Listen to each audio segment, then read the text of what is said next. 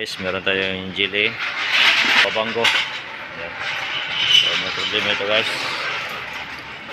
So tignan natin yung problema nito. So ito na yun guys, on natin. Ayan. So naka-on na. Try natin yung start. Wala oh.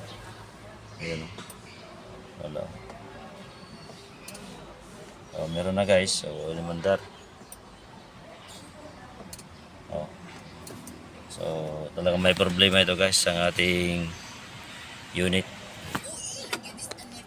Ayan o. So ibig sabihin basta may ganyan guys. So na-diagnose natin ito. Ang problema ito guys ay DC-DC. Yan guys o. Yan lumabas. So i-off na natin. So may diagnosing na ko guys. Yan ay DC-DC. Ito yung parts niya. Napapalitan natin. Yan. So genuine parts. Yan daw. Original jelly. Ayan o. Ayan, DC-DC. Bolts. Wala dahil. Sige. Guys, in-scan ko na para kuhan kasi na-diagnose ko na ito guys. So pinapakita ko lang ito sa review. So ayan o. HCO power pre-charge timeout. So last communication DC-DC. So ibig sabihin ito ay may problema sa ating DC-DC guys. Ayan. So yan guys, ito yung ating DC-DC. So kapalitan natin ng bago na para may program na natin to. Yung bago guys. English lang. Tanggal na daw. Guys. So guys, natin ating mga harness sa positive sa ating DC-DC. Mabisip naman ito guys. Si Boy Otogs. Yan. Boy Otogs na siya. Pala Otog mo na eh. Yan. Yan si Boy Chikinini. Ayan si Boy Pabs. Ayan si Boy Chikinini. Okay. Kuhan guys. Si Boy Otogs. Ayan. Okay. Katong kan. So yan. Kinukunan ni Don Pabs. Ayan.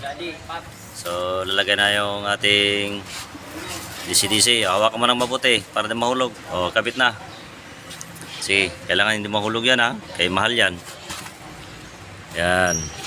So, yan guys. So, hinawakan ko na rin para sigurado. Yan, lagay mo na ng nut. So, yan guys. Kinabit na ni Sir Pablo. Si Don. Yan, okay. Kabila. Para sigurado na hindi mahulog. Guys, nalagay na natin ating DC-DC. So, sakto na yan. Ito na yung brand new. Stop mo muna. Okay na? So, ito yung guys, oh. Mag-i-stand tayo para mapunta dyan. Yes. Yan, mag-execute na yan guys. So, waiting na. So, ito-program natin. Ayan. So, ito na yun guys. Kung operation code. So, ito na yun guys. Okay. So ito lagay natin yung pangalan niya B X 11.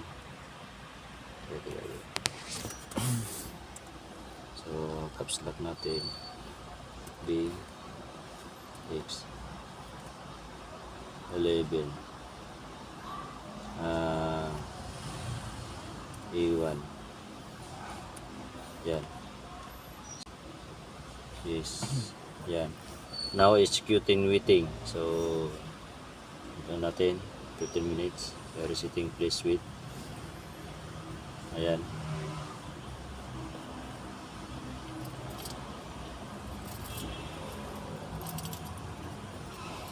So na yan guys. Okay. So tumunog na dun guys. Narinig ko na. Okay na daw siya. So ito sa bin number. So identify natin kung ilan yung bin number niya. Yes natin. Ngayon magsusulat tayo guys. Stop muna.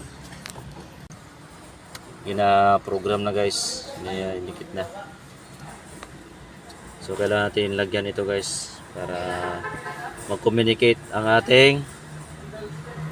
Okay. Okay na guys. So install natin. Anong araw ngayon?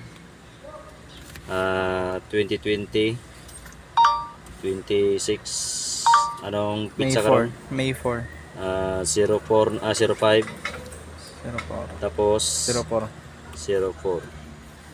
Yan. So ito yung lalagay natin guys. Ayan. Okay. Ay Control C. Ayan. Ay. Tama sir. Ayan. Control C. Control C. Ayan. Okay. Tapos Control. Control B. Okay. Ayan, yes natin. So, ganun lang, kabisik, guys. Ayan, so may skip na yan. Waitin natin sa 15 minutes. Okay, para ma-recognize niya na, ma-indicate na doon sa program natin para magkakilala na sila. Okay natin. So, dito na tayo sa refrigeration. Ayan, so ito na. Okay na natin, guys. Ayan. So, makalimutan ko na guys. Tapos na. Isip natin. Ayun na return. Tingnan natin. So, ayan. Tingnan natin digis ulit. Tingnan natin natin ulit.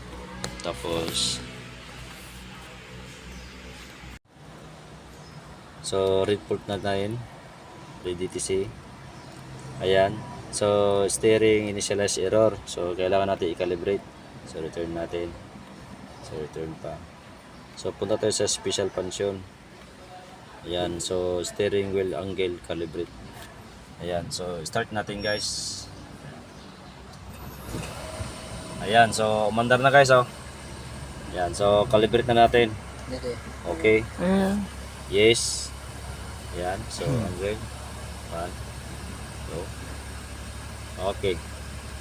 Angle na. So, kailangan mag-okay na yan guys. Okay. Angle calibrate completed successful. Ayan. So, titingnan natin. Return natin. Ayan. So, ready siya tayo para makita natin. Ayan. So, wala na. So, okay na guys. Ayan. For history na. So, okay. Yan. So, okay na guys. Mandar natin yung unit. Yan o. Yan na nyo. Ayan o. Mandar na. So, okay na.